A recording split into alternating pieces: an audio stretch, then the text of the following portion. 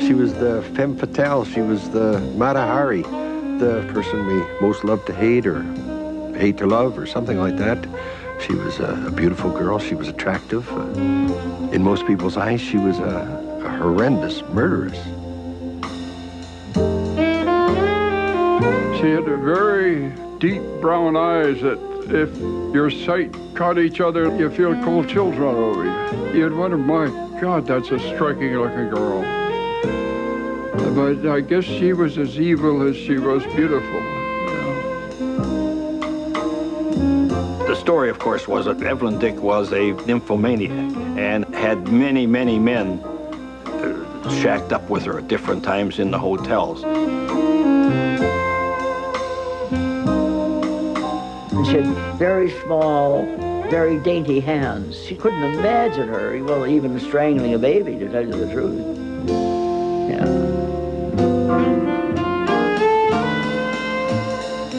It's been more than half a century since Evelyn Dick's dark eyes danced across the front pages of every newspaper in the country, forever etching her name in Canadian criminal lore. It was in the days before television, and anyone who could read knew her story. And yet, to this day, she remains an enigma.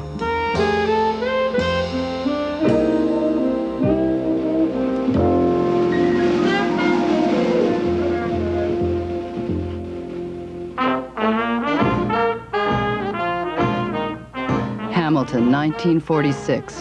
A brash and rollicking place compared to neighboring Toronto, that bastion of provincial conservatism, just 40 miles to the northeast on Lake Ontario. It was a blue-collar union town, rough and raw. A sports-mad place with horse racing, 2 football teams, and a senior hockey team. There was also a top layer of wealth and privilege. With the bleak war years behind them, the people of Hamilton were ready for some fun. A favorite escape was the city's tranquil wooded escarpment known as Hamilton Mountain. But on March 16, 1946, its placid image as a place of refuge from frantic city life was shattered when a group of children out for a hike made a grisly discovery. I think it was right over there. Brother and sister David and Faith Reed were out with 3 of their friends on the mountain that day. We started off on a hike, the 5 of us, and we followed the railway tracks. And Bobby and Freddie, which were the youngest, they decided to go down the mountain brawl and follow the bottom of the brawl along to Albion Falls. And they came running up the hill and said there was a dead man down there, a dead person. Well, of course, we didn't believe them at first. And we had seen some pigs dumped over the mountain earlier, so we just thought so it was another pig. But they insisted, so we went down.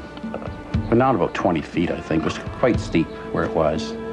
And sure enough, there was a dead body there with no arms, no head, no legs. It was a torso, so. And they were cut right off. Mm-hmm. The legs and the arms and the head, and you could see where there was a blood.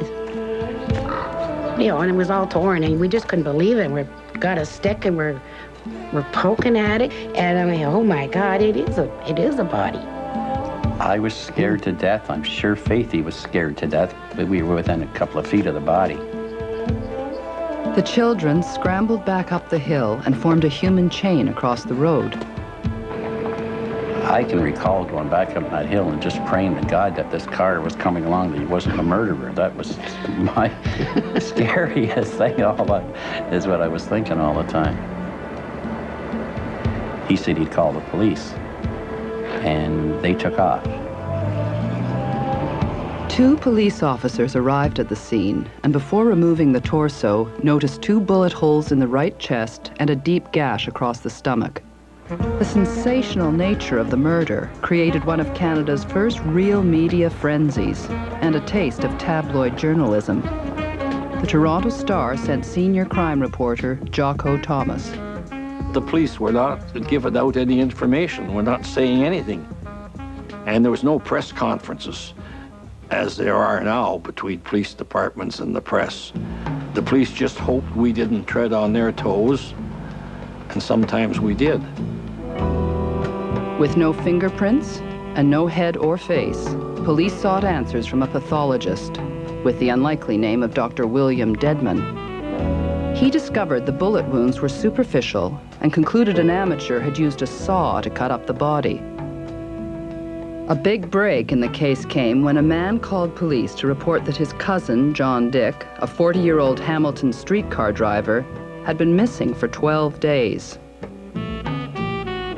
John Dick's relative went to the police, and he was able to identify the torso because John Dick had only one testicle.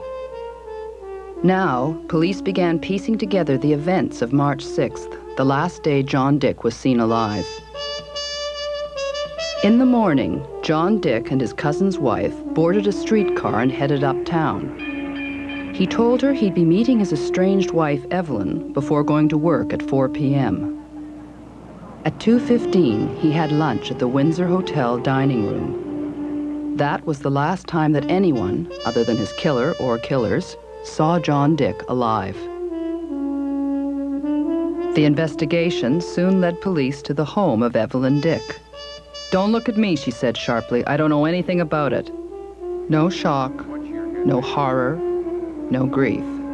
Evelyn was taken to the police station and charged with vagrancy. That was often used by the police. If you're investigating a case, you suspected somebody, you charge them under Section A of the Vagrancy Act to keep them in custody. The public couldn't get enough of this story. They were shocked that this beautiful young woman could be involved in such a brutal murder.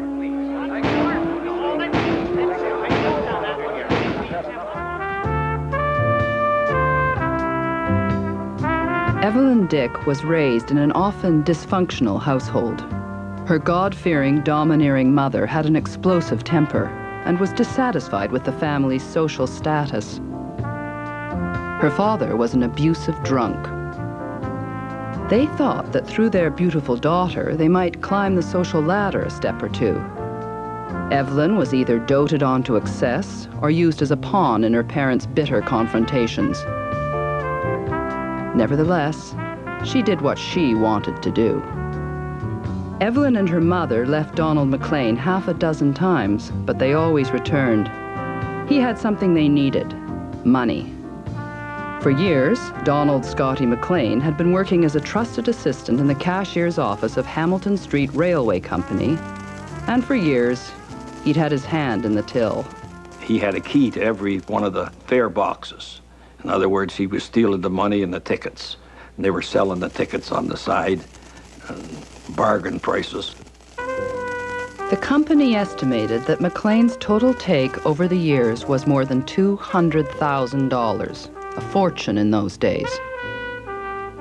It was Don MacLean's illicit income that helped pay Evelyn's tuition at the prestigious Loretto Academy, a private high school attended by many daughters of Hamilton's elite.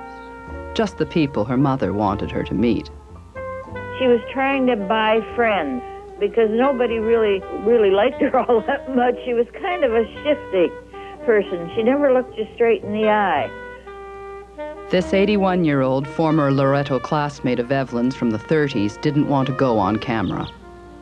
But we were all, the rest of us, so impressed to think that someone, at our age could afford to have fur coats. And of course it came from her father's nickels and dimes.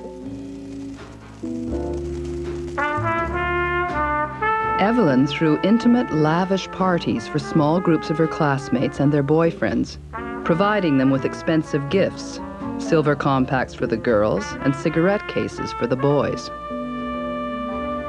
I think she was very insecure, and nobody really wanted to be friendly with her, and she was trying so hard to make friends. Ross Hugh, then a paperboy, was dazzled by the beautiful young woman in the yellow convertible who generously tipped him each day. She'd come in some of the nicest outfits, sitting there in that Pontiac convertible. You'd swear she was a movie star, out slumming. clothes, oh, lovely dress. Lots of flimsy outfit. Very well kept. By the time she left high school, rumors were flying. Her mother encouraged her to seek out wealthy, older men. But Evelyn also enjoyed the company of athletic young men of her own class. She didn't have a very good reputation, but there was a lot of people said that she knew a lot of well-known people and joined in to many stag parties. We used to see her the odd time when I was a young officer. Up in around the market. She'd be in the market on Saturday morning, driving her big car, parking it there. And some of the policemen, of course, they were attracted to gossip and any little thing involving, especially Evelyn Dick, they would add to it, never subtract, but add to her character, you know. She liked men, and so needless to say, she would make herself attractive to men.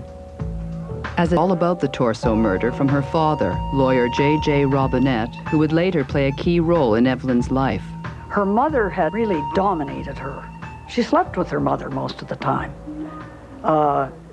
You know, all her adult life, even when she was acting as whether she was acting as a call girl or whatever, I don't know what else you'd call it myself.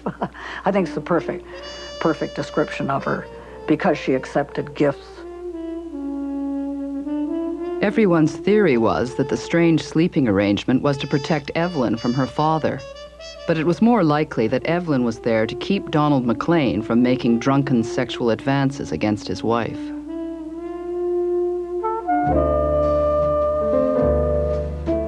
Evelyn's dalliances led to the birth of a daughter in 1942. Hospital records listed the baby's name as Heather Maria White. Evelyn had created a husband for herself. He was from a wealthy Cleveland family. His name was Norman White, and he was in the Navy and died at sea. Having a husband helped her avoid the stigma, considerable in those days, of bearing an illegitimate child.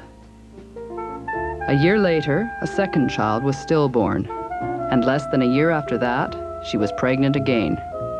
Donald MacLean was furious. Well, her father said, "You're not going to bring any more bastards into this house." That was it. Yeah. Evelyn gave birth to a healthy 9-pound boy in September 1944, but told her mother that Children's Aid had adopted him out. Soon Evelyn was back on the social circuit and entertaining her male friends at the exclusive Henson Park apartments. The following summer, 1945, Evelyn moved into the Henson apartment with her mother and daughter. Alexandra MacLean was relieved to escape her abusive husband and was very pleased to be ensconced in the beautiful 19th century mansion. 3 months later, Evelyn announced she was going to marry John Dick. A lot of people were puzzled at why Evelyn MacLean would marry John Dick. That was because he was just a streetcar operator, but whether she was at that time wanting to delegitimize the fact that people were talking about her and all that, and she wanted a husband. A more likely scenario was that Evelyn believed John Dick had shares in his in-laws' successful fruit canning operation, and her daughter needed a father. John Dick was convenient and reliable. The day before the wedding, Evelyn and her mother had a terrible argument. "Don't marry him," screamed Alexandra. "It's none of your damn business who I marry," shouted Evelyn. Alexandra stayed away from the church, refusing to witness her only daughter marry a Russian immigrant with a paltry income. There was no crowd, no confetti, and no reception. And after a wedding party dinner, Evelyn banished John Dick to his rooming house, and she returned to her apartment, and as usual, crawled into bed beside her mother, with little Heather on a cot beside them. Author Brian Valley has spent a year sifting through Evelyn Dick's life for a new book he's just published. I learned in my research that it didn't take long for John Dick to find out shortly after the wedding that his new wife was not in fact a widow, that she in fact had an illegitimate child, and she had a reputation for sleeping around, and he was very distraught. Feeling jilted and paranoid, Dick began spying on his wife, and soon discovered she was seeing another man who turned out to be Olympic-class rower and steel worker Bill Bohozic. John Dick found out that not only was Bohozic dating Evelyn, but he was also sleeping with her. And he went down to DeFasco in tears, and he confronted Bill Bohozic. Bohozic said, "I had no idea she was married," and he vowed he wouldn't see her again.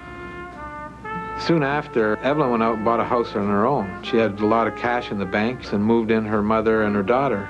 And then shortly after, John Dick showed up, and she allowed him to move in, but he felt very unwelcome right from the beginning. And he told his best man, in fact, that either his mother-in-law would have to go or he'd have to go. 4 months after the wedding, feeling betrayed and brokenhearted, John Dick moved out. It wasn't very good for John Dick at work either. He had to face Donald MacLean whenever he went into the office, and MacLean hated his guts. He called him a damn Russian. And then when John Dick told him that he knew that he was stealing from the Hamlin Street Railway, MacLean went berserk and threatened to shoot him. Dick went to the police and to complain about that threat, and within 2 or 3 months he had disappeared.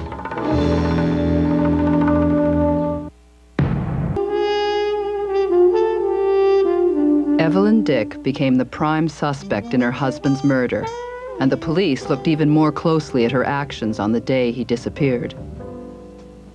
At 2 p.m., Evelyn left her house and borrowed a car, and at 7:30 p.m. she returned it. At 9:30 p.m., the owner of the Packard noticed the running board was damaged, and he found bloodstains on the front seat cover. Confronted with this evidence, Evelyn Dick began to talk. The police weren't, I guess, progressing too much until they got Evelyn Dick to talk, and then she talked her head off and talked herself into almost getting hanged. Every confession she gave was the true confession, but it was always different than the last one. And the point is, she did confess. She confessed half a dozen times and gave half a dozen different stories. Evelyn's stories gave detectives Charles Wood and Clarence Preston more leads than they could handle, but they soon found hard evidence at her house. John Dick's personal possessions, a day's supply of unused streetcar tickets, and photos of Evelyn and Bill Bohozic.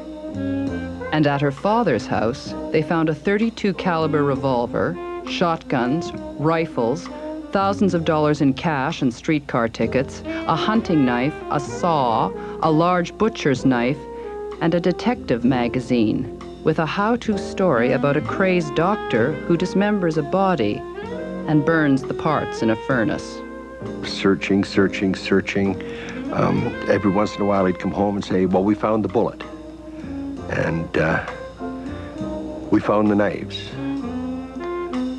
Further searches of Donald MacLean's basement came up with John Dick's bloody shoes, a spent bullet, and 2 bullet holes, one through a wood box and the other through a cold air pipe. But the most startling discovery was made at Evelyn's house, 6 days after the discovery of the torso up on the mountain. On Monday, I bumped into this trial detective who I knew very well, and he told me, he said, "That's a great case they got over in Hamilton." He said, "I was over there to pick up a car thief when they brought in a body encased in cement in a club bag they found in Mrs. Dick's closet."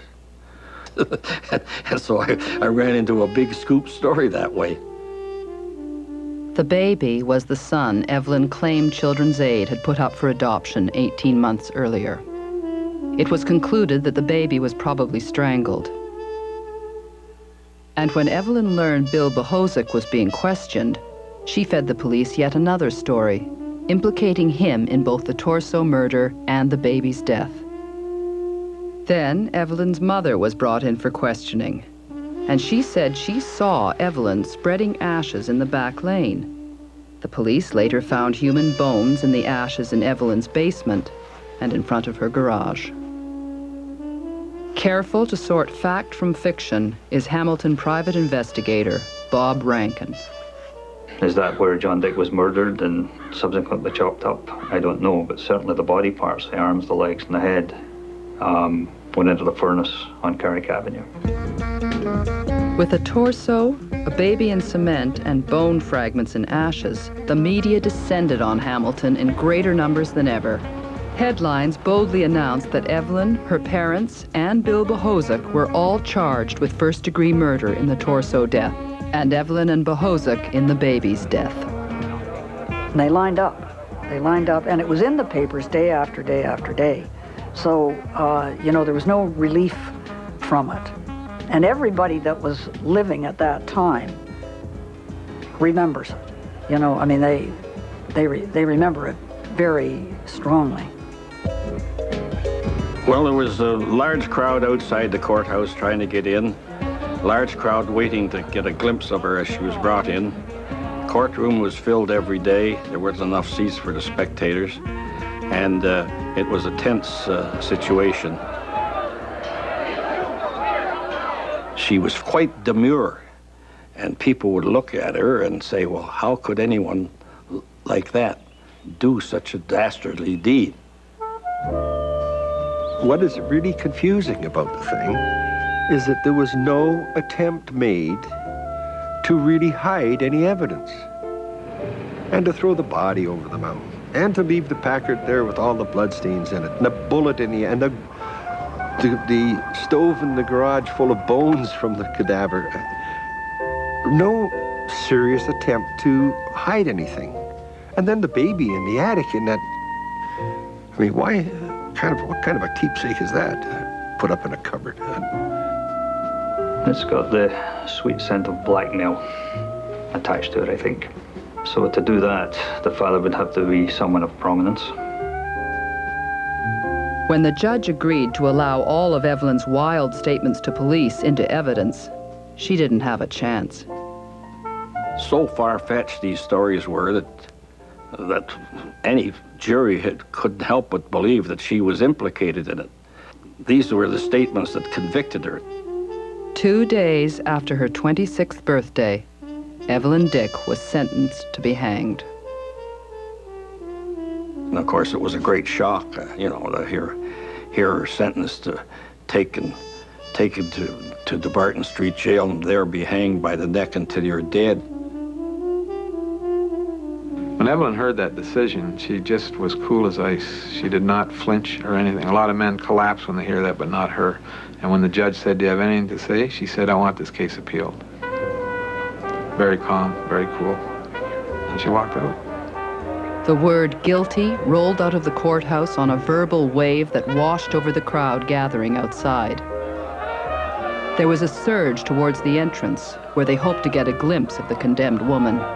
Evelyn and her escort struggled to the waiting police car. Flashbulbs popped like gunfire, and there were taunts and cheers from the noisy mob as they pressed against the car for a last look. Well, I believe over and above the sensation, they all were against her, especially after they found the baby's body. I think everybody was just really upset then. I think majority of them figured she was guilty. They all thought she was guilty. With her life on the line, Evelyn decided she needed a new lawyer. She asked around the jail and was given the name and number of J.J. Robinette, who would go on to become Canada's most famous lawyer. But up to that time, he wasn't well known to the public.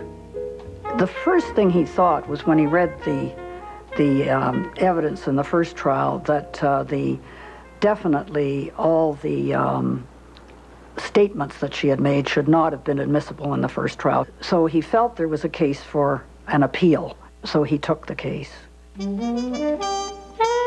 Robinette argued that none of the evidence found at MacLean's house should have been entered in the case against Evelyn, and the statement she made to police should never have been admitted. They were given while she was charged with vagrancy, not murder. She wasn't properly cautioned, and she was given inducements, like chocolate. Preston, who was in charge of the investigation, there was no doubt he believed every word Evelyn Dick told him. But the unfortunate part about it, he believed so much he was taking little favors down to her, like chocolate bars or hot dogs or something of that nature at the Barton Street jail.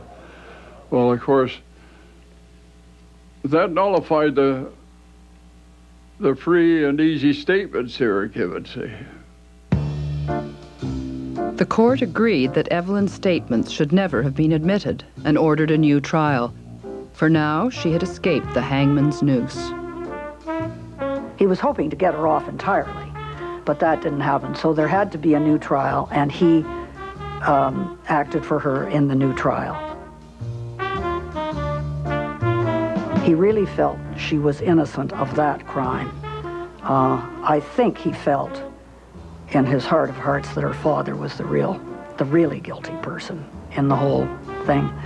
Not that she was perhaps unaware of what was happening, but maybe she wasn't directly involved. The new trial went ahead, but without Evelyn's incriminating statements, the Crown's case fell apart. Robinette did not even call Evelyn to the stand. This time, the verdict was not guilty.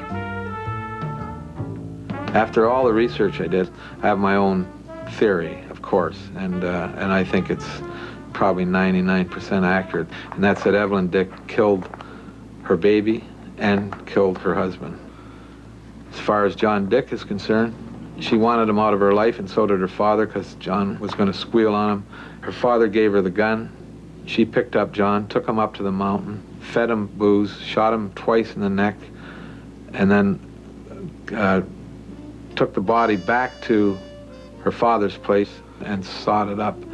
When he tried to cut the torso in half, cut into the bowel, and it caused a bad odor, and he had to quit there, so he decided, I can't get this body into furnace-sized pieces, so we're taking it up the mountain. Put it in a sack, put it in the front of the car, flipped it into the back, up the mountain, and they dumped it. And that's what happened to John Dick. CTV. Shocking. Revealing. And true. The Torso Murder, the untold story of Evelyn Dick by Brian Valley. Available at bookstores now.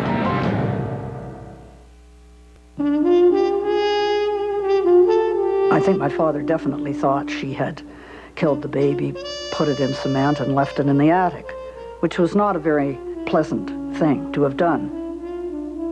The whole thing was that she had it all ready to throw in Hamilton Bay, you know, and didn't get around to doing it. If she tossed that club bag into Hamilton Bay, it goes down to the bottom and that's it. But it'd be there for a long time in the closet because the baby was born a couple of years before.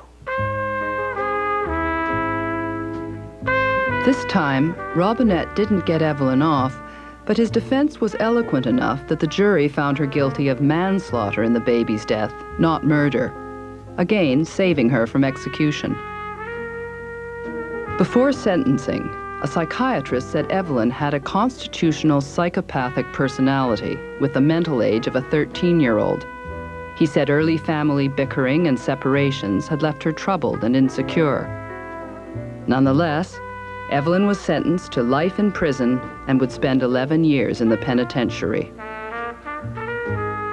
Now it was Bill Bohozic's turn to face the judge.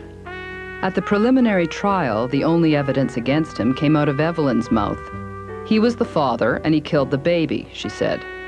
Bohozic's lawyer suggested any one of dozens of Hamilton men could be the baby's father. He asked her for the names of every man she had sex with. The judge's son, Evelyn began calmly.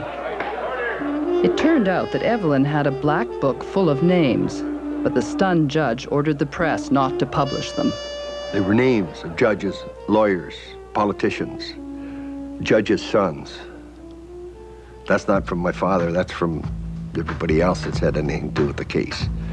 They were very important people.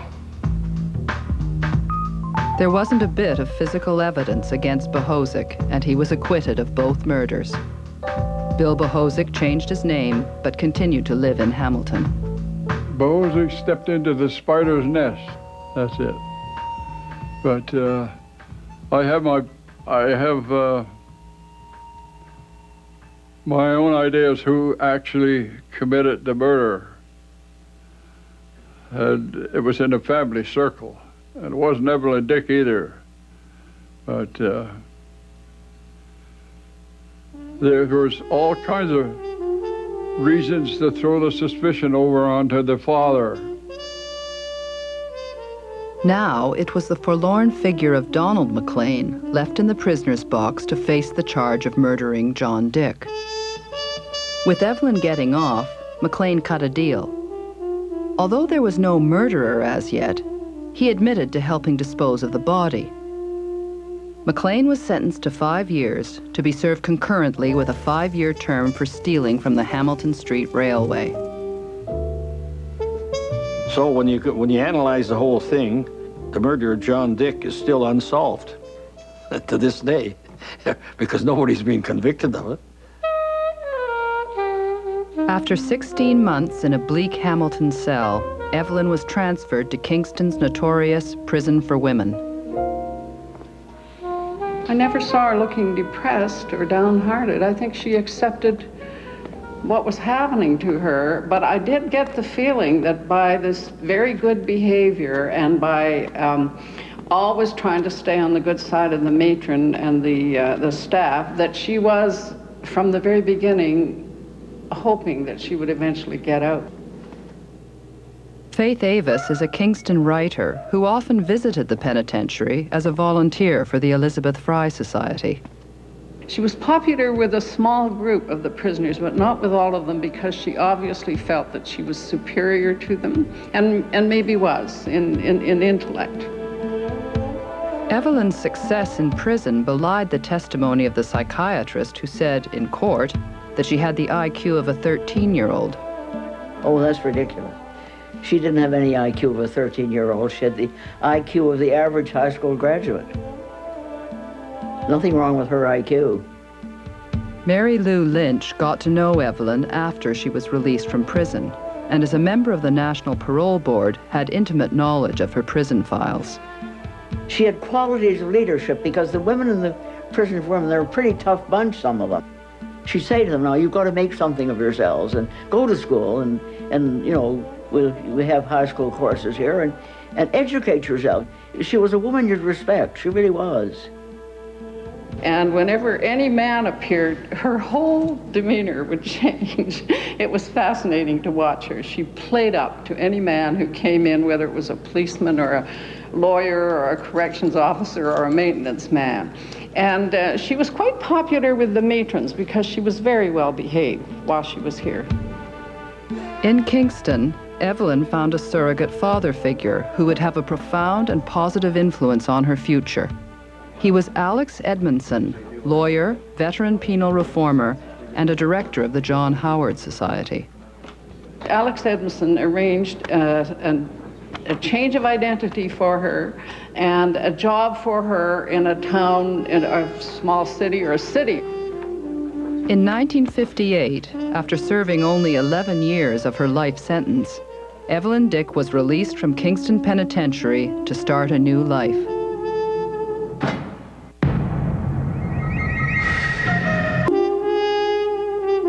In 1958, Evelyn Dick left Kingston Prison. But then what became of her? One of the few who know her assumed identity and where she settled is Mary Lou Lynch. Everybody had read about Evelyn Dick. I didn't know I just knew about the baby and driving, Dick going, so being stabbed or whatever he was and then ground up on the driveway. I did know that, I remember that, because it was really on the front pages for quite a long time.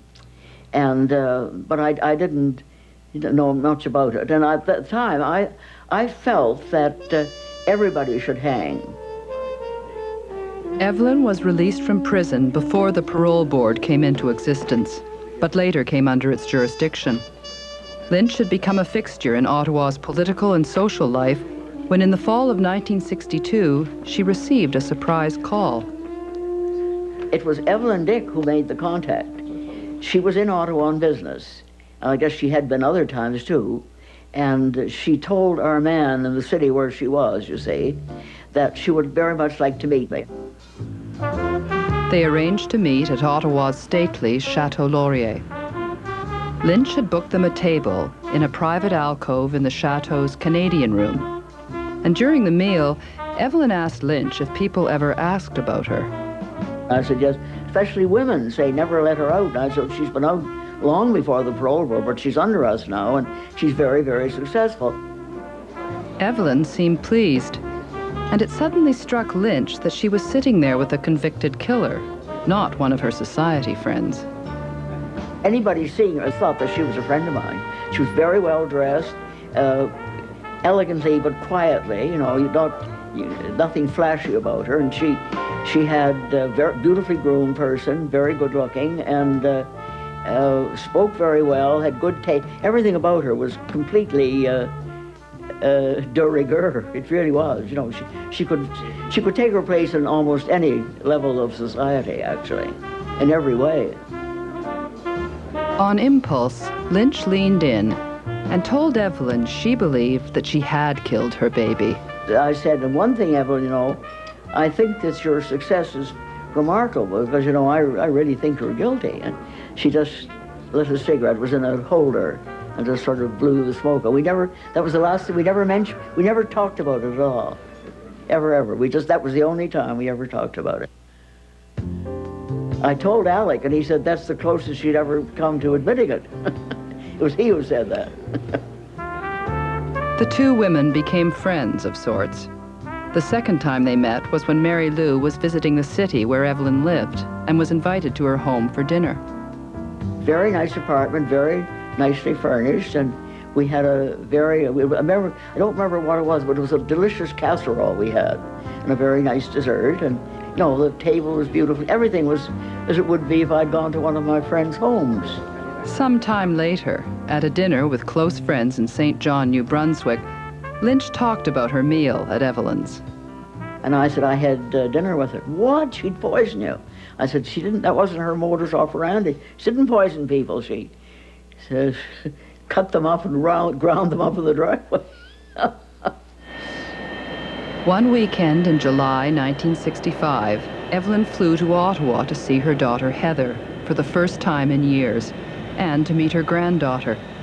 Alex Edmondson had arranged the family reunion. I think Heather got in touch with him. I think that was it. Because she never knew where Evelyn was. And he said, Heather and her little girl are coming to spend the weekend. They're going to be at the Elgin. I've taken a suite at the Elgin. Evelyn arrived on Friday, July 9th. The next day was Heather's 22nd birthday, and Lynch was invited, along with Edmondson, for lunch at the Roma restaurant.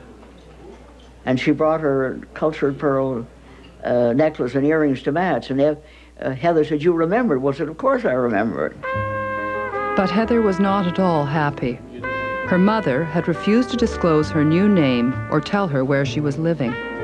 She was upset to see that Evelyn wouldn't tell her, said, Mother, you don't trust me. And she said, no, I don't trust anybody about that. You know, it was hard, a very hard thing to get across to poor Heather. I can understand how Heather felt. 20 years had passed since the murder, but reporters were still on Evelyn's trail. A MacLean's magazine editor even approached Mary Lou. And he said, we want Evelyn's story, $50,000, we want her address.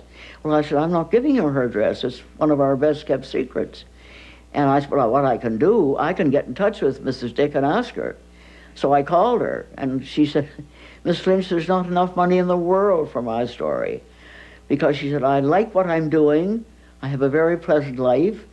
Socially, it's a pleasant life. I have nice friends and a very interesting job. So I'm not the one bit interested in money for that. Evelyn wasn't interested in money for her story.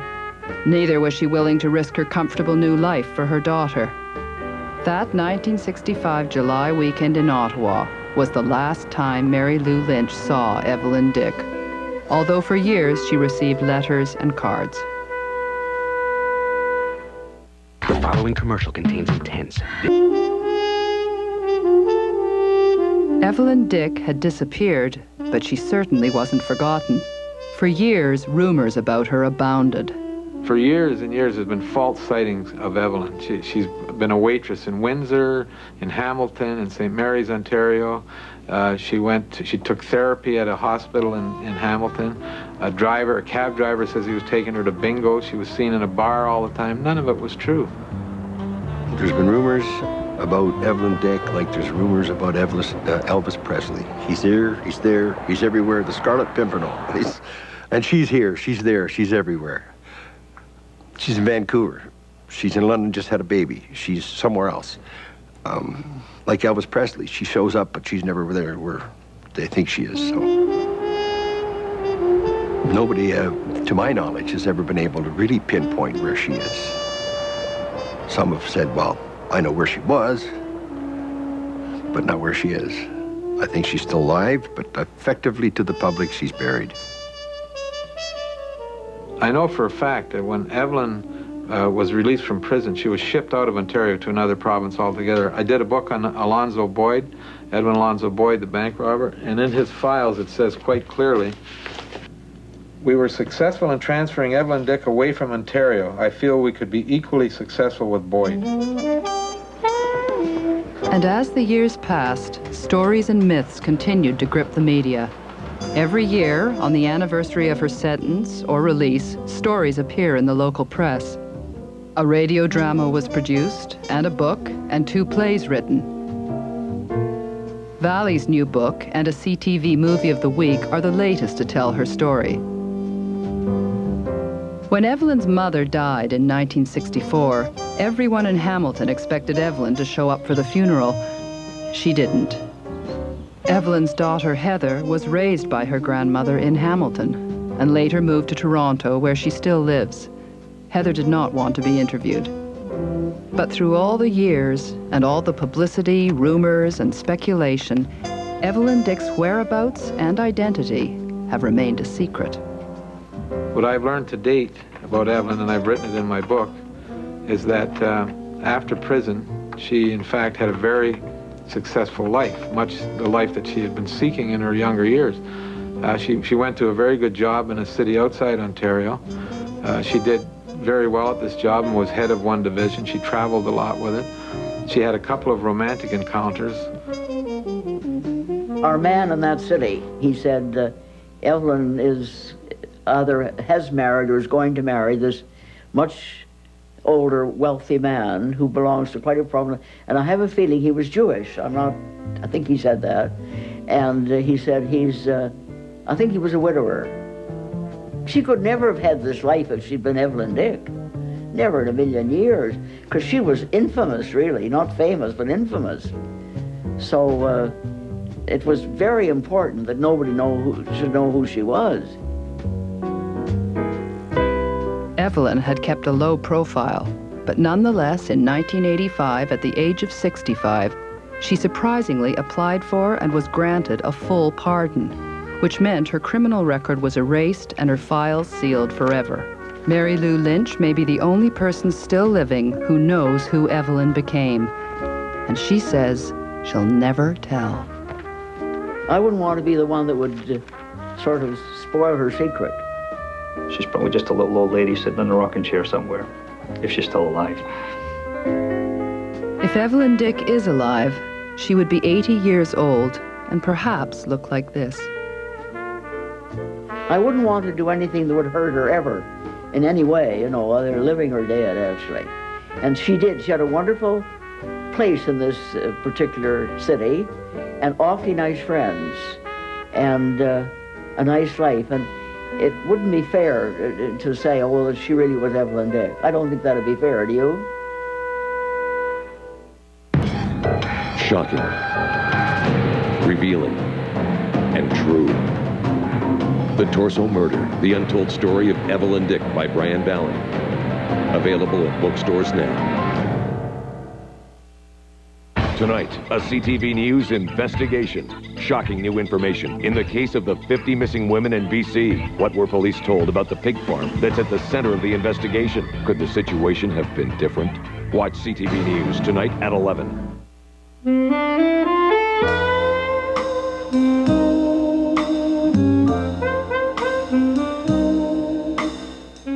Next.